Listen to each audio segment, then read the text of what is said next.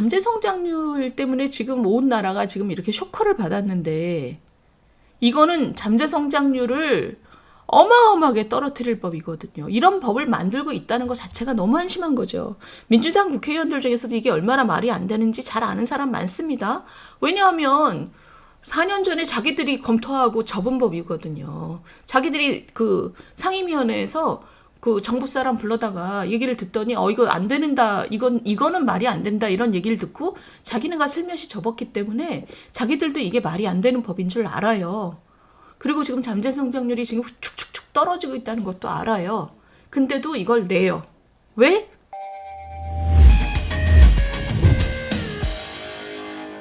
지난주에 있었던 굉장히 중요한 뉴스가 뭐냐면 충격적인 뉴스는 이겁니다. 경제 뉴스예요. 잠재 성장률이 지금 이렇게 쭉쭉쭉쭉쭉쭉쭉 떨어져서 지난주에 나왔던 얘기는 OECD가 공식적으로 우리나라의 잠재 성장률이 올해 1.9, 내년에 1.7 정도를 전망했다고 합니다. 1%대로 추락한 거죠. 내년에는 미국보다도 낮아진다. 왜냐하면 잠재 성장률이라는 것은 뭐냐면 그 나라가 크게 무리하지 않으면서 자기 체력을 다 하면 그 달성할 수 있는 경제 성장률이거든요.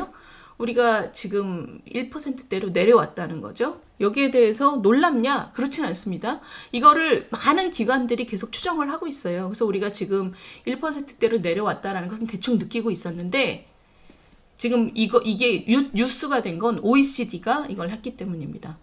우리가 그동안 계속 걱정하고 있던 걸 지난주에 OECD 공식 문서가 나왔기 때문에 많은 언론들이 이거를 막 엄청 다뤘고 들으면 굉장히 걱정되잖아요. 잠재 성장률이 1.9%야? 우리가 그렇게 잘 사는 나라는 아닌데 미국이 우리보다 훨씬 잘 사는데 잘 살면 잘수록 성장률이 조금씩 떨어지는 거는 당연한 건데 왜냐하면 이미 잘 사니까. 근데 미국보다도 우리가 잠재 성장률이 낮아? 이렇게 되는 거죠. 그러니까 지금 이거는 지난주에 많은 언론들이 이걸 가지고 걱정을 많이 했습니다. 걱정할 문제 맞아요. 그 잠재 성장률이 왜 이렇게 떨어졌냐?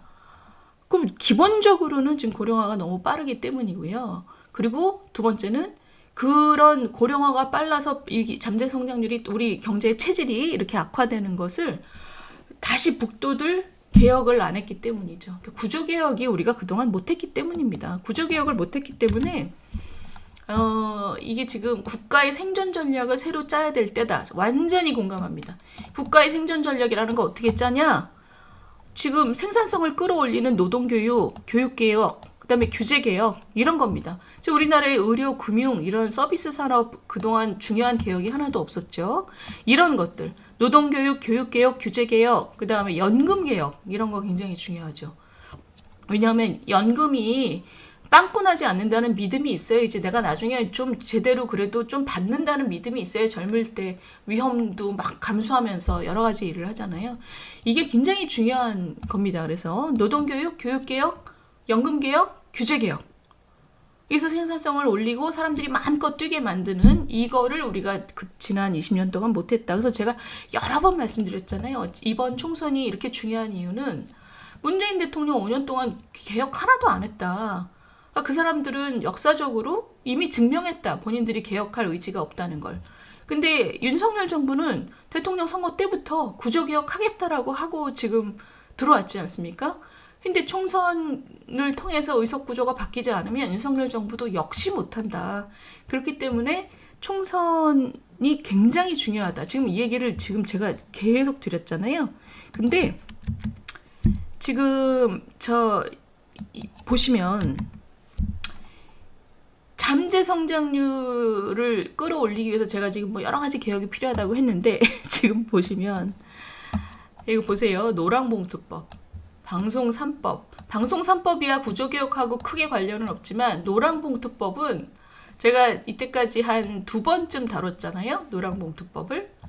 이게 지금 민주당이 국회 통과를 9일날 그러니까 다다음 주죠.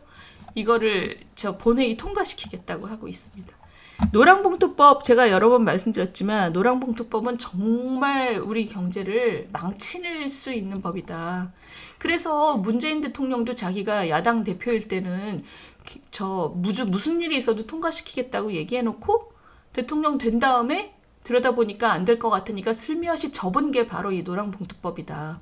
왜냐하면 하청기업이 자기랑 계약한 사장이 아니라 원청한테 가서 이재용 나와, 뭐 정의선 나와, 이렇게 하고 파업을 할 수 있게끔 하는 법이기 때문에, 그리고 파업도 막 조업을 중단시키고 생산시설을 점거하고 이런 불법 파업을 해도 폭력만 없으면, 폭력하고 파괴만 없으면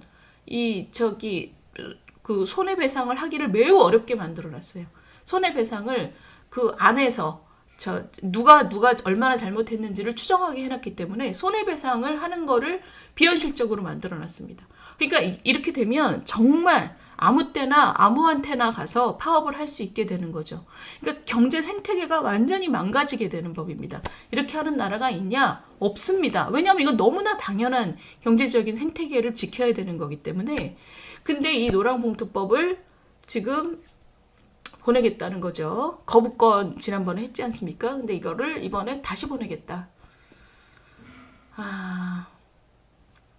다시 보내겠다. 그럼 시청자 여러분, 제가 여쭤볼게요. 이걸 다시 보내면 윤석열 대통령이 지금 오만 독선 불통 이미지를 자꾸 이 사람들이 만들려고 하는 거잖아요. 근데 대통령께서 지금 바뀌겠다고 그랬잖아요. 그럼 이번에 또 거부권을 행사해야 될까요? 어떻게 생각하세요? 제가 볼 때 이 최근에 한 20년 동안 발의된 법 중에서 저는 양곡법보다도 이게 더 악법이라고 생각합니다. 이건 진짜 아까 제가 말씀드렸잖아요. 잠재 성장률이 1%로 추락했고 앞으로 계속 추락할 건데 0%대까지 이제 앞으로 한 10년 있으면 0%대까지도 내려갈 거라는, 우리나라가 진짜 이 위기 상황인데 경제적으로 이 잠재 성장률 측면에서, 그럼 구조개혁을 지금 전심전력을 다해도 모질할 판에 노랑봉투법이라는 거는 이 경제를 말아먹는 법이라고 제가 여러 번 말씀드렸잖아요. 저렇게 하는 나라도 없고 없는 게 당연한 거죠. 근데 저거를 지금 대통령께서 바뀌겠다고 얘기했잖아요. 그러면 이번에 민주당이 저걸 또 올리면 거부권을 행사해야 될까요? 말까요? 대통령께서 바뀌겠다고 하고 보다 소통을 열심히 하겠다고 하고 타협하겠다고 하고 이런 거는 그거는 그거대로 하지만 나라 경제를 위해서 이렇게 중요한 것에 대해서는 저는 타협해서는 안 된다고 생각해요. 이건 타협이 아니죠. 이거를 지금 야당이 하자는 대로 해주면 그건 국가의 전 죄 짓는 거라고 생각합니다. 타협하고 소통하는 거는 그것도 그거대로 하고, 노랑봉투법은 그 정도의 일이 아닌 거거든요. 저는 이거는 그냥 진짜 아까 수시숙비 선생님 말씀대로 저거는 찢어야 되는 법이라고 생각해요. 이번에도 저는 거부권 행사해야 된다고 생각합니다. 지금 보시면 이거 보세요. 이게 얼마나 재밌냐면, 재밌는 게 아니라 얼마나 어이가 없냐면, 이게 지금 이제 노조 불법 파업을 엄청 조장한다, 이 산업 생태계가 붕괴되는 법이다라고 재계에서 얘기하는데, 재계에서는 보통 과장도 많이 하지만 이 부분에 있어서는 별로 저는 이게 과장이라고 생각 안 합니다. 이게 산업 생태계가 붕괴될 만한 법이거든요. 근데 보시면 경향신문이 이런 칼럼을 썼어요. 원청 책임을 강화한 미국판 노랑봉투법이 시행령을 발표했다. 그러면서 이게 이 노동자들과 고용관계에 있고 노동자들한테 영향을 주는 사용자는 그 당사자다. 그러니까 이게 미국판 노랑봉투법이다라고 하고 그게 시행령이 미국에서 발표됐다는 거예요. 그러니까 지금 이 얘기는 이런 얘기를 누가 했나 보니까 이게 이 노조 2~3조 노조법 2~3조 개정 본부라는 데가 뭐냐면 노랑봉투법입니다. 이게 노조법 2~3조가. 그러니까 노랑봉투법을 개정하자는 운동본부가 이런 자료를 냈고 경향신문이 이것을 그대로 낸 거예요. 근데 저거는, 그러니까 경향신문은 저거를 확인 없이 낸 거죠. 저거를 전문가한테 전화 한 통화만 하면 저게 틀렸다라는 걸 알 수 있는데, 왜냐하면 지금 이번에 그 미국에서 그 시행령을 냈다는 것은 뭐냐면 우리나라에서 이미 25년 전에 98년에 만든 파견법입니다. 파견규제법. 미국은 저게 이때까지 없었거든요. 파견을 규제하지 않는 나라였거든요. 그러니까 우리나라가 이미 25년 전에 만든 파견법을 이번에 만든 걸 보고 저게 원하청 간의 노랑봉투법이다라고 지금 저 운동본부에서 낸 것을 저 운동하시는 분들이 낸 거를 경향신문이 저거를 그대로 보도를 한 겁니다. 그러니까 무슨 확인이고 뭐고 안 하는 거죠. 저게 틀린 내용이든 뭐든 자기네는 책임지지 않는데 겉으로는 자기네는 이 노랑봉투법을 지지하니까. 그러니까 제가 잘 모르겠는 건 저게 잘못된 내용인지 알면서도 냈을 가능성도 저는 있다고 봅니다. 왜냐하면 당연히 확인했어야 되는데 확인 없이 낸 거잖아요. 그러니까 아마 의도적으로 오보를 냈을 가능성도 있어요. 그러니까 지금 이게 이 노랑봉투법은 우리나라에서 저 법이 내용이 진짜 뭐고 저게 얼마나 경제에 큰 영향을 줄 것이며 다른 나라에선 왜 안 하는지 이런 것에 대해서 제대로 보도하는 게 아니라 이게 완전히 진영 간의 싸움처럼 돼버렸습니다. 경향신문 한겨레 이런 데는 그냥 무조건 이런 기사를 내는 거예요. 우리나라에서 이미 25년 전에 있었던 법을 미국이 지금 이번에 새로 만든 것처럼 노란봉투법 하는 나라가 또 생긴 것처럼 이런 거는 아주 제가 볼 때는 거의 의도적이라고 보이는 그런 오보인 거죠. 근데 지금 이런 거를 그대로 놔두니까 국민들이 잘 모르시잖아요. 그러니까 우리 유튜브에선 제가 여러 번 지금 노랑봉투법에서 다뤘지만 국민들 중에 상당수는 이게 왜 뭐가 문제인지 잘 모릅니다. 이게 왜 나라 경제를 그렇게 왜 문재인 대통령이 대통령 된 다음에 슬며시 접었는지 자기가 손편지까지 써가면서 꼭 통과시키겠다고 그래놓고 자기네가 들어와서 보니까 이거 안 되겠네 싶어가지고 슬며시 접은 그 정도의 내용이라는 거를 국민들은 잘 몰라요. 근데 지금 신문들이 이런 짓을 하니까 그렇죠. 전문가들도 참 조용한 것도 참 그렇지만 이런 신문들에서 이런 걸 확인 없이 이렇게 내보내니까 자, 그래서 지금 우리 선생님들은 대통령께서 이번에도 거부권을 행사해야 된다라는 그런 의견들을 많이 보내주셨고, 저도 공감합니다. 근데 이게 왜 이렇게 문제냐면, 잠재 성장률 때문에 지금 온 나라가 지금 이렇게 쇼크를 받았는데, 이거는 잠재 성장률을 어마어마하게 떨어뜨릴 법이거든요. 이런 법을 만들고 있다는 것 자체가 너무 한심한 거죠. 민주당 국회의원들 중에서도 이게 얼마나 말이 안 되는지 잘 아는 사람 많습니다.